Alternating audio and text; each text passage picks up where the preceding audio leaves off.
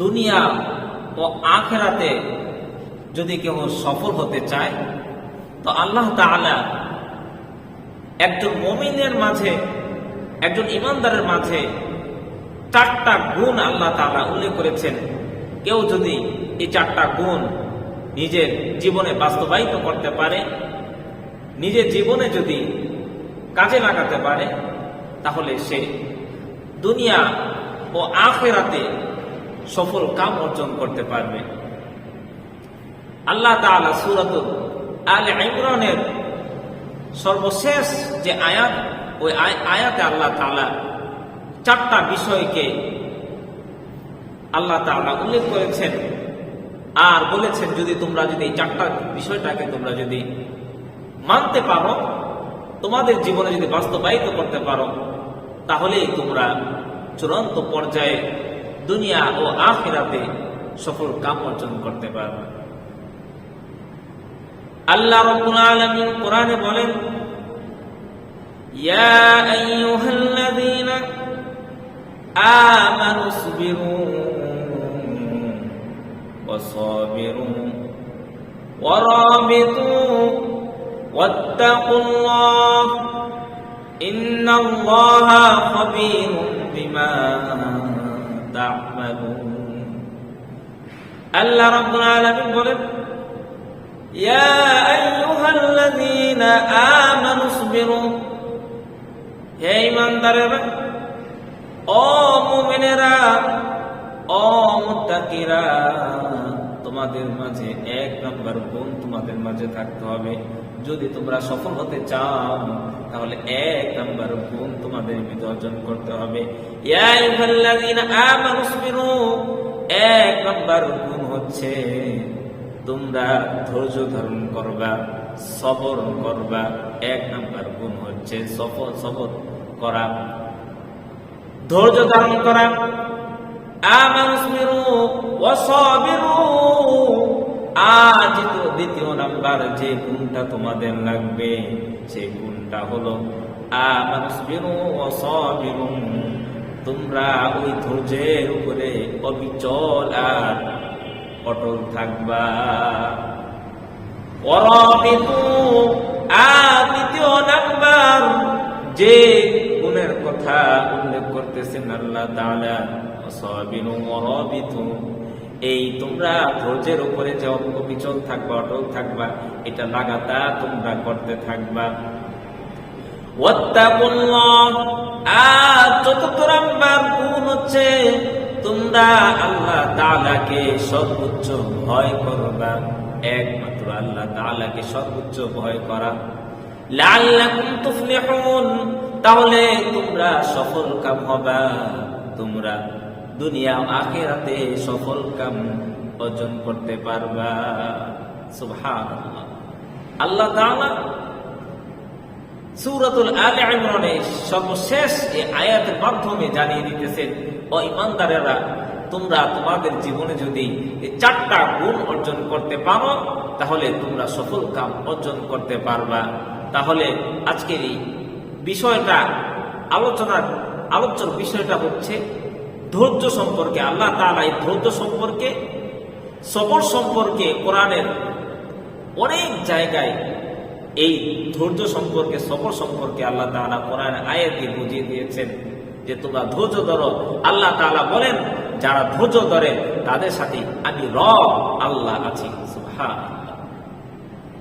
আল্লাহ রাব্বুল আলামিন 2 নাম্বার পারা 2 নাম্বার পৃষ্ঠারে আল্লাহ তাআলা বলেন, ওয়ালানাবলুওয়ান্নাকুম বিশাইইম মিনাল খাউফি ওয়াল জু'i ওয়া নাকসিম মিনাল আমওয়াল ওয়াল আনফুসি ওয়াস সামারাত ওয়া বাশশিরিস সাবিরিন।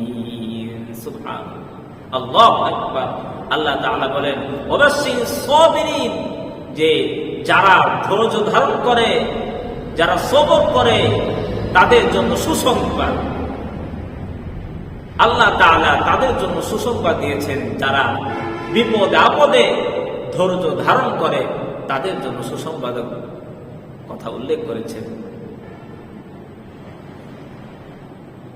এরপরে আল্লাহ রাব্বুল আলামিন বলেন, وَنَقْصٍ مِّنَ الْأَمْوَالِ وَالْأَنفُسِ وَالثَّمَرَاتِ وَبَشِّرِ الصَّابِرِينَ الَّذِينَ إِذَا أَصَابَتْهُم مُّصِيبَةٌ তোমাদের মাঝে যাদের মুসিবত এসে যাবে, বিপদ এসে যাবে, বালা মুসিবত এসে যাবে, তখন তোমরা বলবা ক্বালু ইন্না লিল্লাহি ওয়া ইন্না ইলাইহি রাজিউন। এই আয়াতটা পড়বা। অথচ আজকে দেখা যায় আমরা শুধু মানুষ মারা গেলেই এই দোয়াটা পড়ি, অথচ শুধু না মানুষ মারা গেলেই শুধু এই দোয়াটা পড়তে নাই। আমরা শুধু মানুষ যখন মৃত্যুবরণ করে অথবা মাইকে এলানো হয় তখনই বলি ইন্না লিল্লাহি ওয়া ইন্না ইলাইহি রাজিউন। অথচ এটা শুধু মৃত ব্যক্তির সাথে সম্পৃক্ত নয়। আপনার কোনো বিপদে পড়েছেন, কোনো কিছু হারিয়ে গিয়েছে, আপনার ব্যবসায় লস খেয়েছেন, আপনি এমন কিছু বিপদের কথা শুনেছেন, তখনই আল্লাহ তাআলা বলেন তোমরা এটা পড়ো, ক্বালু ইন্না লিল্লাহি ওয়া ইন্না ইলাইহি রাজিউন। তাহলে আল্লাহ তাআলা বুঝাতে চেয়েছেন যে যারা সবর করে, যারা ধৈর্য ধারণ করে, আল্লাহ তাআলা বলতেছেন আমি রব তাদের সাথে আছি। আর ইন্নাল্লাহা মা'আস সাবিরিন, যে ধৈর্যকারীদের সাথে আল্লাহ তাআলা রয়েছেন। আর ধৈর্যকারীদের সুসংবাদ আল্লাহ তাআলা স্বয়ং নিজে দিয়েছেন। সুবহানাল্লাহ। আল্লাহর হাবিব রাসূলুল্লাহ সাল্লাল্লাহু আলাইহি ওয়াসাল্লাম বলেন, যে ব্যক্তি বিপদে আপদে সবর করবে, ধৈর্য ধারণ করবে, তার জন্য নিশ্চিত জান্নাত রয়েছে। সুবহানাল্লাহ। আজকে আমরা যেটা মনে করি যে সবর মানে, ধৈর্য মানে, আমরা যেটা মনে করি সেটা হচ্ছে যে দুইজনে মিললে একজনকে মারবে আর সে খালি ধৈর্যের সাথে খালি মার খাবে, এটার নামই মনে হয় ধৈর্য, এটার নামই মনে হয় সবর। আসলে বিষয়টা এমন নয়। আরেকটা উদাহরণ দিলে আপনারা সহজভাবে বুঝবেন। এক সাপ তার পিসাবের কাছে গেলেন, পিসাবের কাছে গিয়ে বলতেছে যে আমি আপনার কাছে মুরিদ হতে চাই, আপনি আমাকে মুরিদ বানিয়ে দিন। তখন পিসাব বলল আমি মানুষকে মুরিদ বানাই, আমি কোনো সাপ এদেরকে আমি মুরিদ বানাই না। তো সাপ বলল তারপর আপনি আমাকে বানান, আমি আপনার মুরিদ হতে চাই, আপনি আমাকে কিছু আমল দিয়ে দেন, আমি সে আমলগুলো করব। তখন ওই পীর সাপকে বলল ঠিক আছে, তোমার কাজ হচ্ছে দুইটা, তুমি কখনো মানুষদেরকে দংশন করবা না, আর দ্বিতীয় নাম্বার হচ্ছে তুমি আল্লাহর নামে জিকির করবা। তো ওই সাপটা চলে গেল কোন একটা গাছের গিয়ে সে আল্লাহ তাআলার নামে, রবের নামে জিকির করতেছে আর বলেছে যে কখনো কাউকে কষ্ট দিবা না, কখনোই তুমি সবল দিয়ে মানুষদেরকে ক্ষতি করবা না, তুমি ধৈর্য ধারণ করবা। তখন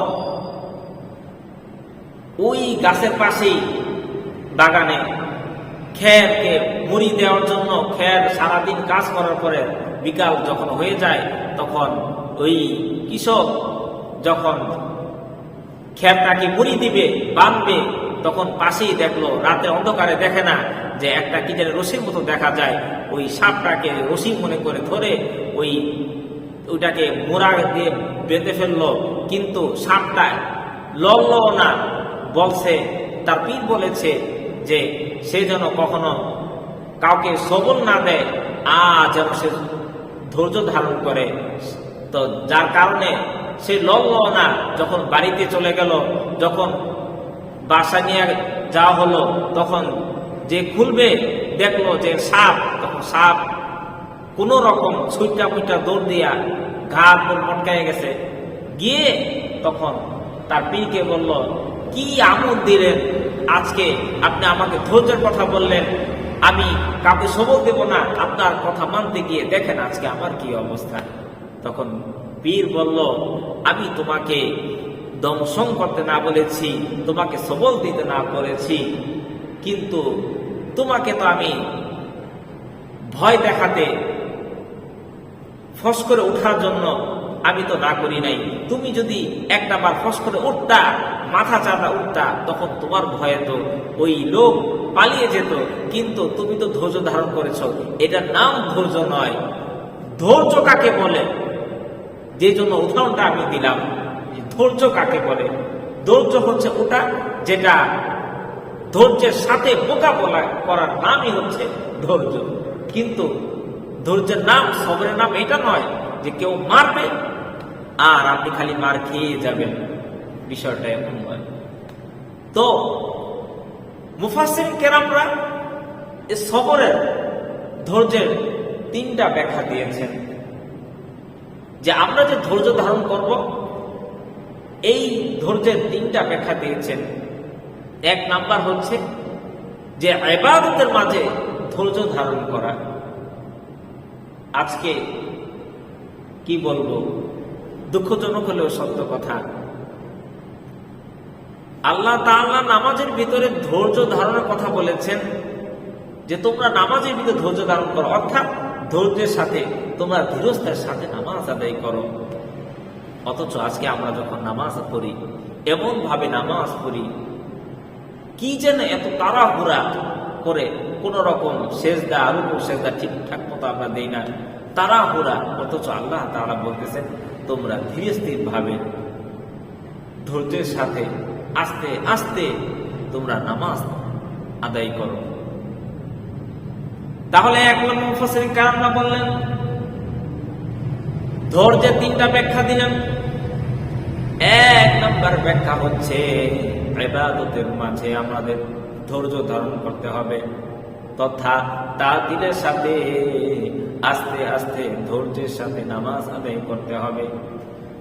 হযরত ইমাম আবু হানিফা রাহমাতুল্লাহ আলাইহি তিনি যখন নামাজে দাঁড়িয়ে গিয়েছেন, লম্বা তিনি সূরা নিয়েছেন, কি যেন তার পায়ের ভিতরে কামড় দিতেছে, কিন্তু তার নামাজ ছাড়ে না। নামাজের ভিতরে এত মজা, তিনি নামাজ ছাড়ে না। নামাজ যখন শেষ হয়ে গেল, তখন তার ছাত্রকে ডেকে বলল, ও ছাত্র, দেখো তো আমার পায়ে কি হয়েছে, কেমন যেন ব্যথা ব্যথা লাগতেছে। বলতেছে, আপনার পায়ের ভিতরে একটা বিপুল 17 বার কামড় মেরেছে, 17 বার একটা বিপুল একটা পোকা কামড় দিয়েছে, কিন্তু সে নামাজে থাকার কারণে একটু টেরও পায় নাই। কিন্তু আজকে আমাদের অবস্থা হচ্ছে, আমাদের যে মশায় যদি একটা কামড় দেয় একবার, আমরা লাভ দেই 10 বার। এই হচ্ছে আমাদের অবস্থা। তাহলে মুফাসসিরিন কেরামরা বললেন, ব্যাখ্যা দিয়েছেন, ধৈর্য ধারণ করতে হবে, ইবাদতের মাঝে আমাদেরকে ধৈর্য ধারণ করতে হবে। দ্বিতীয় নাম্বার হচ্ছে, এই ইবাদতের উপরে আমাদেরকে ধৈর্যের সাথে অবিচল থাকতে হবে। অর্থাৎ আমরা এমনটা যেন না হয়, এক সপ্তাহ নামাজ আদায় করলাম, এরপরের সপ্তাহ নামাজ আদায় করলাম না, পরের সপ্তাহ আবার মাঝে মাঝে করলাম। বিষয়টা এমন নয় যে ইবাদতের মাঝে অবিচল থাকা, অটল থাকা, অর্থাৎ রানিং থাকা। আপনি এই মাসে পড়েছেন, সকালে পড়েছেন, দুপুরে পড়েছেন, আপনি এইভাবে নামাজ পড়তে থাকা। মুফাসসিরিন কেরাম বলেন যে দ্বিতীয় নাম্বার সবরের ব্যাখ্যা হচ্ছে নামাজের মাঝে, ইবাদতের মাঝে অবিচল, অটল থাকা। এরপরে তৃতীয় নাম্বার মুফাসসিরিন কেরামরা যে ব্যাখ্যা দিয়েছেন ধৈর্যের সবর করতে হবে, সেটা হচ্ছে ইবাদতের মাঝে ধৈর্যের সাথে ইবাদত লাগাতার করা। যদি এই ইবাদত লাগাতারে করা যায়, তাহলে আমরা ইবাদত আমাদের ধৈর্যের সাথে হবে, আল্লাহ তাআলার কাছে কবুল হবে, আর আল্লাহ তাআলা আমাদের সাথে থাকবেন। কারণ আল্লাহ তাআলা বলেছেন, ইন্নাল্লাহা মা'আস সাবিরিন, যারা ধৈর্য ধারণ করে তাদের সাথে আমি রব আল্লাহ আছি। আবার আরেক জায়গায় আল্লাহ তাআলা বলেছেন যে যারা ধৈর্য ধারণ করে, বিপদে আপদে ধৈর্যের সাথে মোকাবেলা করে, তারা ইবাদতের মাঝে যারা ধৈর্যের সাথে, বিনয়ের সাথে যারা আমি রবের ইবাদত করে, আমি রবকে তারা যথার্থভাবে ভয় করে, সর্বোচ্চ ভয় আমি রবকে যারা করে, আর ধৈর্য ধারণ সাথে, ধৈর্যের সাথে যারা আমি রবকে ইবাদত করে তাদের জন্য আমি রব রয়েছি। ইন্নাল্লাহ মা'আস সাবিরিন, ধৈর্যের সাথে ওই সমস্ত ইমানদার মুমিনদের সাথে, ধৈর্যকারী ইমানদারদের সাথে আমি রব রয়েছি, তাদের জন্য সুসংবাদ রয়েছে। তাদের জন্য আমি রব জান্নাতকে আমি রেখে দিয়েছি, তাদের জন্য জান্নাতের সুসংবাদ আমি আল্লাহ তাআলা দিয়ে দিলাম। সুবহানাল্লাহ। এজন্য আমাদেরকে ইবাদতের মাঝে, যে কোনো বিপদ আপদ বালা মুসিবতের মাঝে আমাদেরকে ধৈর্যের সাথে সেটাকে মোকাবেলা করতে হবে। এজন্য আজকের যে আলোচনা, যে বিষয়টা, সেটা হচ্ছে ধৈর্যের। সূরা আলে ইমরানের শেষ নাম্বার আয়াতে আল্লাহ তাআলা এই কথা বলতেছেন যে ইয়া আইয়ুহাল্লাযীনা আমানুসবিরু, হে ঈমানদারগণ, হে মুত্তাকীগণ, আমানুসবিরু, তোমরা ধৈর্য ধারণ করো, তোমরা সবর করো, ওয়াসাবিরু, আর এই তোমরা যে ধৈর্য ধারণ করবা এর উপরে তোমরা অবিচল থাকো, অটল থাকো। অসাবিরু অরাবিতু, দ্বিতীয় নাম্বার গুণ হচ্ছে সফলকাম ব্যক্তির জন্য, দ্বিতীয় নাম্বার ইমানদারের গুণ হচ্ছে তার ভিতর থাকবে অরাবিতু, তার এই ধৈর্যের সাথে সে লাগাতার করতে থাকবে। আর চতুর্থ নাম্বার ইমানদারের যে গুণটা থাকবে সে গুণটা হলো যে আল্লাহ তাআলাকে ভয় করা, আল্লাহ তাআলাকে যথার্থভাবে ভয় করা, আল্লাহ তাআলাকে সর্বোচ্চ ভয় করা। যদি করতে পারি অরাবিতু ওয়াত্তাকুল্লাহ লাআল্লাকুম তুফলিহুন, তাহলে তোমরাই হবা সফল কাম। তোমরা এহকাল সফল কাম, পরকালেও সফল কাম। আর তোমাদের জন্য আমি রব সুসংবাদ দিচ্ছি, জান্নাতের সুসংবাদ দিচ্ছি। তোমাদের জন্য সুসংবাদ হচ্ছে তোমাদের সাথে আমি রব আছি। সুবহানাল্লাহ। আল্লাহ তাআলা আমাদেরকে প্রত্যেকটা ইবাদত, আল্লাহ তাআলার প্রত্যেকটা হুকুম আহকাম আমরা যেন ধৈর্যের সাথে, সবরের সাথে আল্লাহ তাআলা হুকুমগুলো পালন করতে পারি। তৌফিক আল্লাহ তাআলা দান করুন। ওয়া মা আলাইনা ইল্লাল বালাগ। আসসালামু আলাইকুম ওয়া রাহমাতুল্লাহি তাআলা ওয়া বারাকাতুহু।